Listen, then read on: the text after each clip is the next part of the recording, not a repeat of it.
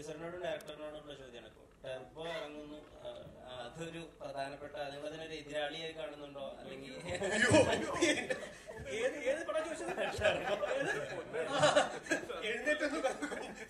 അല്ല, സീരിയസ്ലി ഞാൻ നമ്മൾ പറഞ്ഞ വെച്ചാൽ നമ്മൾ സിനിമ റിലീസ് 24th നേരത്തെ പ്ലാൻ ചെയ്തതാണ്.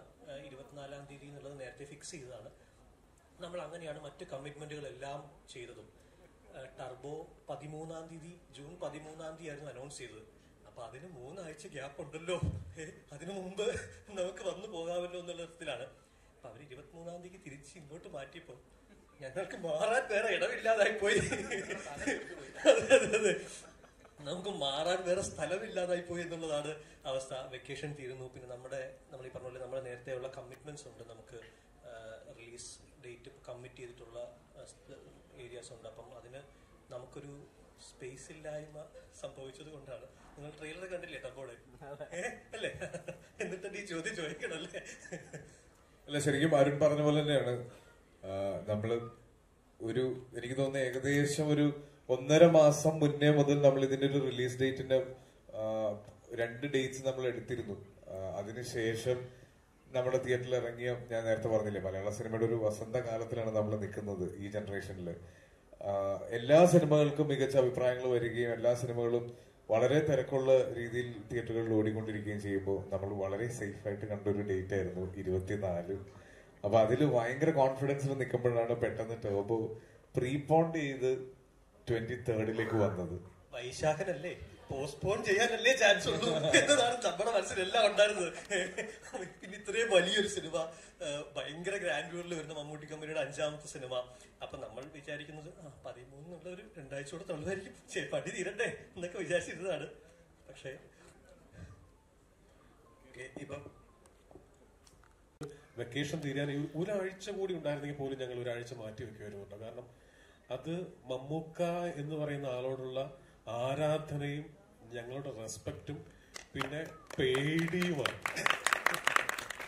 കാരണം അറിയാലോ, ഒന്നും കൂടുതലൊന്നും പറയാൻ. സിനിമയുടെ വസന്തകാലം എന്ന് പറഞ്ഞാൽ തന്നെയാണ് മമ്മൂക്കയുടെയും ഏറ്റവും ഗോൾഡൻ പീരീഡിലൂടെയാണ് മമ്മൂക്ക എന്ന ആക്ടർ.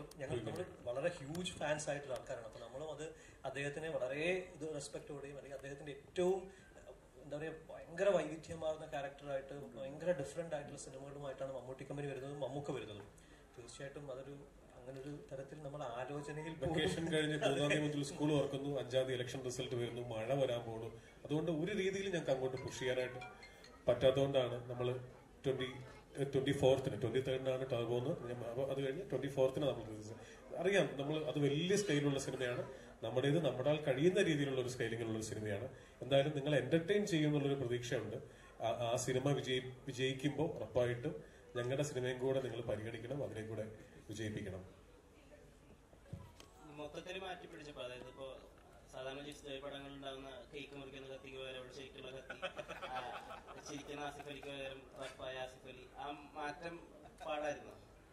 അല്ല, അങ്ങനെ പാടെന്ന് പറയാൻ പറ്റില്ല. പലരും ഓർക്കാത്തതുകൊണ്ടാണ്. ഇപ്പൊ എന്റെ ബൈസൈക്കിൾ തീവ്സ് എന്ന് പറയുന്ന സിനിമ നിങ്ങൾക്കറിയാം, ആ സമയത്ത് 2013 ഏറ്റവും കൂടുതൽ ട്വിസ്റ്റുകൾ നിറഞ്ഞ മലയാള സിനിമ എന്ന് പറഞ്ഞുകൊണ്ട് ആയിരുന്നു അതിനെ പ്രൊമോട്ട് ചെയ്തിരുന്നത്. ഒക്കെ ഇപ്പോഴും അത് ഇഷ്ടപ്പെടുന്ന ആൾക്കാർ. അപ്പോൾ അതൊരു ഔട്ട് ആൻഡ് ഔട്ട് ത്രില്ലറായിരുന്നു. അത് കഴിഞ്ഞപ്പോൾ വളരെ യാദൃശികമായിട്ടാണ് ഞാൻ സൺഡേ ഹോളിഡേയും വിജയ് സൂപ്പറും പോലത്തെ ഒരു പാറ്റേണിലേക്ക് എത്തിച്ചേർന്നത്. പക്ഷെ അത് തന്നെ ചെയ്തുകൊണ്ടിരുന്നിട്ട് കാര്യമില്ലെന്ന് എനിക്കറിയാം. അതുകൊണ്ടാണ് ഇഷ്ടപ്പെടുന്ന മറ്റു ജോണറുകൾ പരീക്ഷിക്കാമെന്ന് വിചാരിക്കുന്നു. തീർച്ചയായിട്ടും മറ്റേത് ചെയ്യാന്ന് പറയുമ്പോൾ ഭയങ്കര റെപ്പിറ്റേഷൻ ഫീൽ ഇല്ലേ നമുക്ക് എല്ലാവർക്കും, എനിക്ക് തന്നെ. അതുകൊണ്ടൊരു മാറ്റിയുള്ള പരീക്ഷണമായിരുന്നു ഇന്നലെ വരെ സ്റ്റിൽ എന്റെ ഏറ്റവും പ്രിയപ്പെട്ട സിനിമയാണ് ഇത്. അതിനേക്കാൾ ഏറെ സമയമെടുത്തും ആലോചിച്ചും ഒക്കെ ചെയ്ത സിനിമയാണ് ഇപ്പൊ തലവൻ എന്ന് പറയുന്നത്. ഇതുവരെയുള്ള എല്ലാ സിനിമകളും തിരക്കഥ താങ്കൾ തന്നെയായിരുന്നു. ഈ തവണ എന്തുകൊണ്ടാണ് പുതിയ 2 പേരെ വെച്ച്? നല്ല ചോദ്യം. ഇതുവരെയുള്ള സിനിമകളിലേക്ക് തിരക്കഥ ഞാൻ തന്നെയായിരുന്നു. ഇതിൽ സംഭാഷണമാണ് എഴുതിയിരിക്കുന്നത്, സംഭാഷണവും സംവിധാനമാണ്. ഇതിൽ ശരത്തും ആനന്ദും 2 പേരാണ്. ഇതിൽ ശരത്ത് ഒരു പോലീസ് ഓഫീസറാണ്, ആനന്ദിനെ വർഷങ്ങളായിട്ട് എനിക്ക് അറിയാവുന്ന. 2 പേരും വളരെ ഇൻട്രസ്റ്റിംഗ് ആയിട്ടുള്ള ഒരു കഥ വന്ന് പറഞ്ഞു, ഞാൻ വളരെ ഇഷ്ടപ്പെട്ടു. അപ്പൊ അവര് ഭംഗിയായിട്ട് എന്റെ തിരക്കഥ എഴുതിയിട്ടുണ്ടായിരുന്നു. അപ്പോൾ അതിനകത്ത് നമുക്കൊന്നും ചെയ്യാനില്ല, രസമായിട്ട് തന്നെ അവർ എന്റെ തിരക്കഥ എഴുതിയിട്ടുണ്ട്. എനിക്ക് ജസ്റ്റ് ഒന്ന് ഫൈൻ ട്യൂൺ ചെയ്യേണ്ട ജോലി മാത്രമേ ഉണ്ടായിരുന്നുള്ളൂ, പിന്നെ സംഭാഷണങ്ങൾ എഴുതുന്ന ജോലി.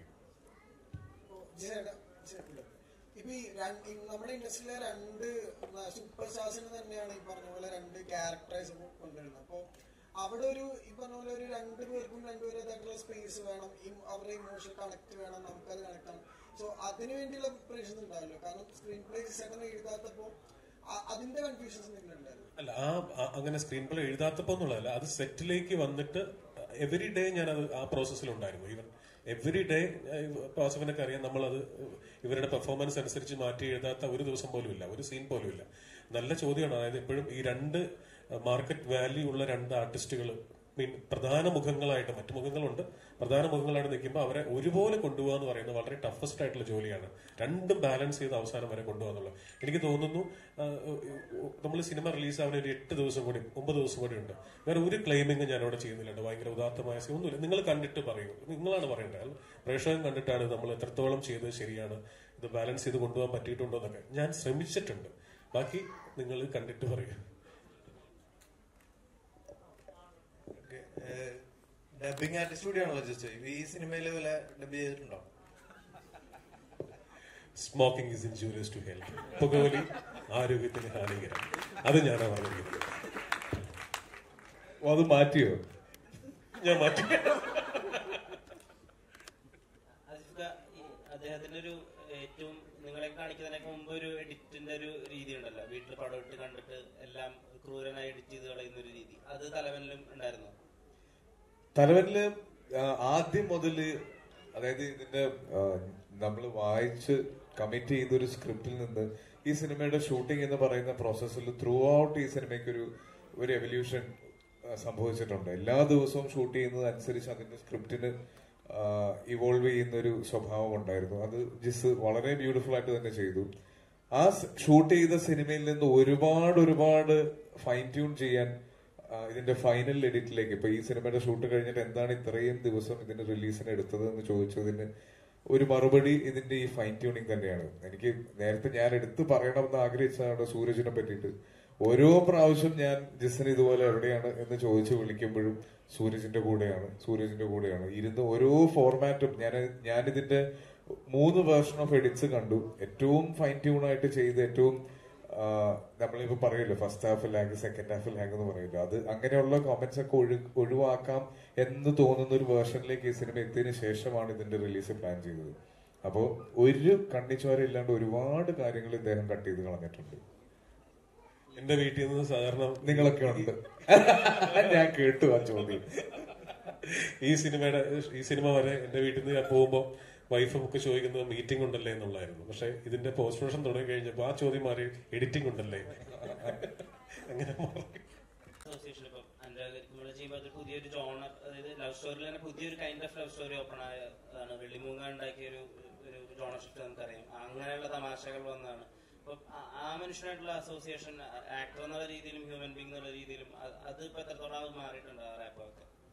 ബിജേട്ടൻ എനിക്ക് ഒരു സിനിമ ഒരു എന്താ സഹപ്രവർത്തകൻ എന്നുള്ളതിനേക്കാളൊക്കെ ഒരുപാട് വലിയ സ്പേസ് എനിക്ക് തന്നിട്ടുണ്ട്. എന്നെ വളരെ സ്നേഹത്തോടെ കൊച്ചർക്കാന്നാണ് എപ്പോഴും ബിജേട്ടൻ വിളിക്കാറുള്ളത്. അത് ബിജേട്ടന്റെ കൂടെ ഷൂട്ട് ചെയ്യുന്ന സമയത്ത് ലൊക്കേഷനിലാണെങ്കിലും ഷൂട്ട് കഴിഞ്ഞിട്ടുള്ള നമ്മുടെ ഹോട്ടലിലുള്ള സമയമൊക്കെ ആണെങ്കിലും എല്ലാം ഒരു മെമ്മറബിൾ ആയിട്ടുള്ള സമയമാക്കി അദ്ദേഹം മാറ്റിയിരിക്കും എന്നുള്ള കാര്യത്തിന്റെ അത് ഒരു സംശയമില്ല. ഒരുപാട് ആസ്വദിച്ച് ജീവിക്കുന്ന ഒരു മനുഷ്യനാണ്. ഈ സിനിമയിലേക്ക് വരുമ്പോ ബീച്ചറിനെ പറ്റി എടുത്ത് ഒരുപാട് പോലീസ് വേഷങ്ങൾ ഇതിനു മുന്നേ ചെയ്തിട്ടുള്ള ഒരാളാണ്. ബീച്ചറിന്റെ ഫാദർ ഒരു പോലീസ് ഓഫീസർ ആയിരുന്നു. ബീച്ചറിന് ഒരു നല്ല പ്രായം വരെ അദ്ദേഹം വളർന്നത് പോലീസ് ക്വാർട്ടേഴ്സിലാണ്. അതുകൊണ്ട് നമ്മളെക്കാളൊക്കെ പോലീസുകാരെ പറ്റിയും അവരുടെ രീതികളെ പറ്റിയൊക്കെ വളരെ കൃത്യമായി അറിയാവുന്ന ഒരാളാണ് ബീച്ചറിന്. അപ്പൊ ബീച്ചറിന് ഒരു പോലീസ് സിനിമ കമ്മിറ്റ് ചെയ്യുമ്പോൾ ആ സിനിമയിൽ അല്ലെങ്കിൽ ആ ക്യാരക്ടറിന് അദ്ദേഹം എന്തെങ്കിലും ഒരു പ്രത്യേകത കാണാതെ ചെയ്യില്ല എന്ന് എനിക്കൊരു ഉറപ്പുണ്ട്. അപ്പൊ ഈ സിനിമയുടെ ഭാഗമായി അദ്ദേഹം വന്നപ്പോൾ അതും വലിയൊരു ധൈര്യമായിരുന്നു. നായികമാരോടാണ് സാധാരണ ഈ ജിസ് ജോയ് സിനിമകളിൽ ഒന്നല്ലെങ്കിൽ നായകനെ നന്നാക്കാനോ അല്ലെങ്കിൽ നായകൻ എന്തെങ്കിലും ഇഷ്ടത്തിൽ അപകടത്തിൽപ്പെടുത്താനാണ് നായകന്മാര് വരാറ്. അങ്ങനെ എന്തെങ്കിലും മുൻധാരണകൾ ഉണ്ടായിരുന്നു സ്ക്രിപ്റ്റ് പറയുമ്പോ?